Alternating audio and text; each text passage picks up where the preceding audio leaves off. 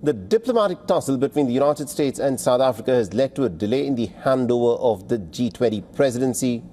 The presidency transfer from South Africa to the United States will not take place tomorrow at the summit. Instead, it is expected to happen anytime next week at the Department of International Relations and Cooperation offices.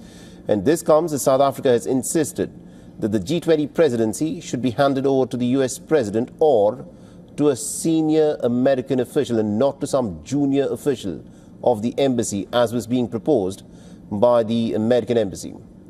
At the very first session of the summit, all G20 members stated unanimously and adopted the summit declaration despite the absence of the American presence there.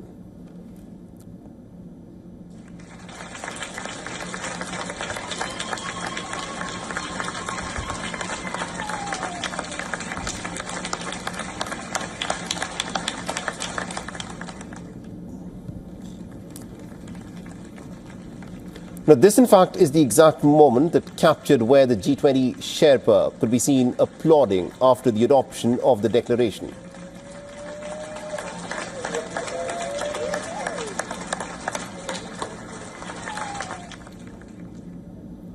And during the session, South African President Cyril Ramaphosa said that the delegates showed some strong agreement right from the start to adopt the declaration. He also expressed gratitude to all nations for working together in good faith to produce a meaningful outcome. With the US presidency due to take over the G20 leadership next year, the baton was passed symbolically to what President Cyril Ramaphosa described as an empty chair.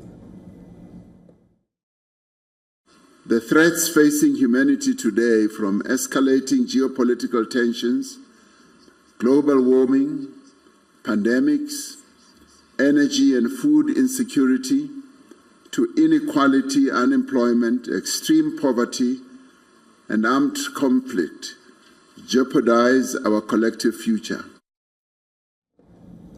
The adopted declaration shows the G20's strong commitment to working together through multilateral cooperation, and the leaders have pledged to support efforts for lasting and fair peace in the conflicted regions. And this included just lasting peace in Ukraine, in DRC, Sudan, occupied Palestinian territory. The declaration also calls for responsible governance of artificial intelligence and digital inclusion. The leaders have pledged to strengthen global health security, stopping the vulnerable nations in disaster recovery and food security. South Africa's President Cyril Ramaphosa also warmly welcomed the Indian Prime Minister in Johannesburg with the traditional Indian gesture of Namaste.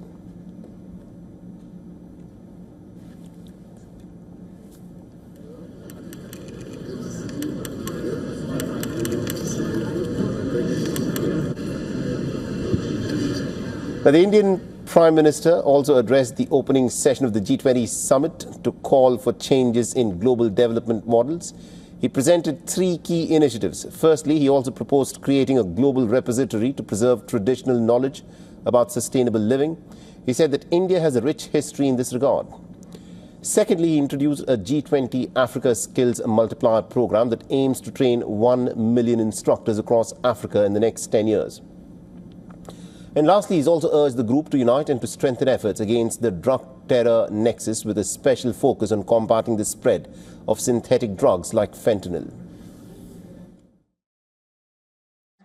Resilience cannot build in silos. G20 को ऐसी comprehensive strategy को बढ़ावा देना चाहिए जो nutrition, public health, sustainable agriculture और disaster preparedness को जोड़कर एक मजबूत वैश्विक सुरक्षा बनाए. Now, the summit is taking place without the participation of the United States. Now, Trump is boycotting the event over claims about South Africa's treatment of its white minority. The G20 was founded in 1999 by the US to help rich and poor nations to work together on financial crises. It covers most of the world's economy, trade and population, but requires consensus to act.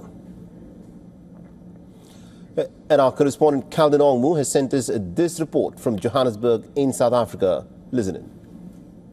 Experts have described G20 Leaders Summit declaration as revolutionary for Africa and the Global South. Multilateralism has been reaffirmed, The multipolar world is in real action. These are the words of South Africa's Foreign Minister Ronald Lamola following the announcement of the declaration. Experts say this is a big win not just for South Africa, but the entire continent as well as the global South. South Africa's G20 Presidency Declaration reaffirms the importance of multilateral cooperation. It emphasizes solidarity, equality, and sustainability. It has sent a clear commitment to ease debt burden, especially on poorer countries, and it underscores the urgency to respond to climate change and support scaling up on renewable energy. The leaders have committed to work towards just, comprehensive, and lasting peace in several conflict zones like DRC, Sudan, occupied Palestine territory, and Ukraine. This is Kaldan Omo from Johannesburg, South Africa for WION World is One. For all the latest news, download the WION app and subscribe to our YouTube channel.